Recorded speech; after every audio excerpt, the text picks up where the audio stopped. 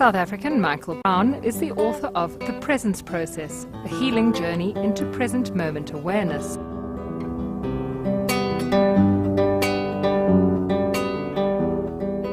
In the late 1980s, he was living what he called a blissfully unconscious life as a music journalist. If you call me, I will hear. While on a music tour in South Africa, something happened that was to change his life forever. And we were driving along onto the next venue, and the next thing I started feeling this weird feeling in my eye, which escalated into such unbelievable pain that I had to get out of the car and started throwing up on the side of the road. And at that time I thought it was just a one-off thing. I thought it was just, I didn't know what I thought, I can't even remember, but it was such excruciating pain. And then it continued to happen again and again and again. And so that was the start of it. And it was probably about 2 years before I actually got diagnosed as to what it was. And the diagnosis was that it was called Horton's syndrome or Horton's Kefalgia, which is like a cross between neuralgia and cluster headaches and migraine. And they usually take about 45 minutes to go through. And what happens is all the nerve endings starting in the neck up into the side of the face and to the top of the head get swollen and bruised. And there's nothing you can take for it, because from the time you know it's happening to the time it peaks is usually about 10 to 15 minutes, and there's nothing that can stop it. And normally a person who suffers from that condition would have it seasonally. So you would have it for 3 months a year, for the same 3 months every year, and maybe 2 or 3 times a month.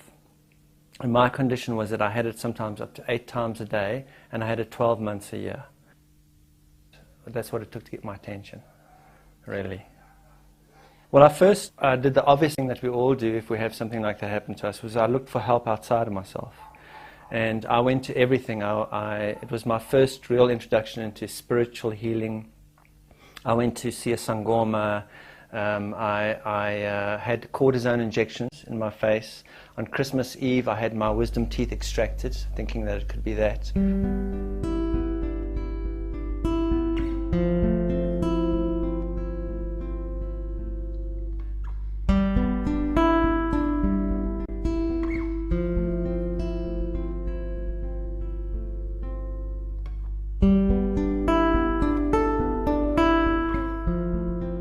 And I mentioned to my late father-in-law that I had once taken LSD, and I had found I was pain-free from taking LSD for about 3 or 4 days. And he said that was interesting. There was a drug called a Sansert at the time, which had a gotamine in it, a derivative of LSD, and that was used as a pain remedy for nerve pains. So I was put on that, and the pain went away. And that lasted for a year, and then they stopped manufacturing that drug. And after I couldn't get that drug in my hand anymore, I realized I'd become addicted to that drug. It was not that it did anything to me, but I was addicted to the fact that this could help me. And I remember it was also just approaching Christmas in San Francisco when I couldn't get the drug in my hands. And it was the most terrible sinking feeling when I had my first attack again. By then I also realized that whenever I went to anyone to tell them what was going on with me, I knew more about it than them. I'd become the authority on my own condition. So it was pointless going to anyone because I knew more about what I was going through. And I realized that I couldn't live with this. I either had to kill myself or I had to heal myself. One night I had a terrible night. I had about 8 attacks. At that time I was married to a woman called Sarah Prowl. And she had a gift voucher for a friend, a massage voucher. And I begged her, I said, please give it to me. I've got to have some care and attention to my body today. I'm in so much pain.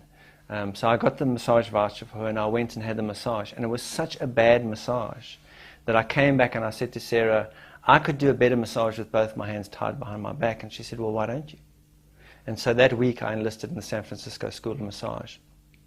And I found the moment that I started putting my attention into massage, and then I started to study polarity, and then I started to study Reiki, then I started to understand my own energy, and I found that when my energy was really up, I was less susceptible to pain. When my energy was down, so it almost seemed that there was a state of consciousness in which that pain, I was very susceptible to that pain, and if I could raise my awareness or my state of consciousness, I became less susceptible. And today I know that as being called present and being distracted or unconscious or not in the moment. Well, the first thing was that as I got involved in healing, I forgot that it was me that I was trying to heal. And so when you get involved in healing and you start to discover these tools, and some of them work and some of them don't, it's quite empowering, and you think, well, I want to share this with other people, I want to heal other people. And I eventually, in Tucson, opened my own healing practice and started doing healing work on other people. But really the turning point for me, as far as bringing it into a procedure was concerned, was when I first took peyote. I had taken other types of drugs before in my life, and they'd always made me feel out of it. It took me out of myself, is the only way I can say. In fact, I used them to get out of it because I was so unhappy in my own life, so I would use them to get out of it. But what peyote did is it brought me in to this body.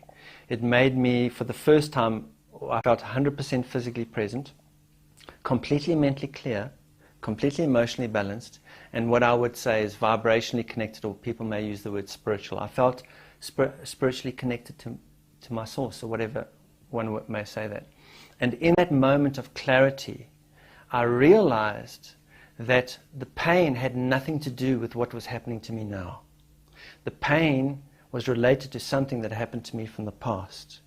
It was really, what was happening was that my body was creating a situation of pain to try and bring me back into my body, because so much of myself was trapped in memories and unintegrated places in the past. And in that moment, I saw that that was one of the most desperate conditions of humanity, is that most of us did not live in the moment. We really lived in the past. We determined what we were going to do now based on the past, or projecting our fears into the future. Most of our awareness wasn't here available. It was trapped in unintegrated memories. And I realized that the most powerful thing I could do was to bring as much of myself into this moment as possible. And that also, if I could do that in a way that I could leave a trail of how I accomplished it, that would be of use to other people who might want to do the same thing.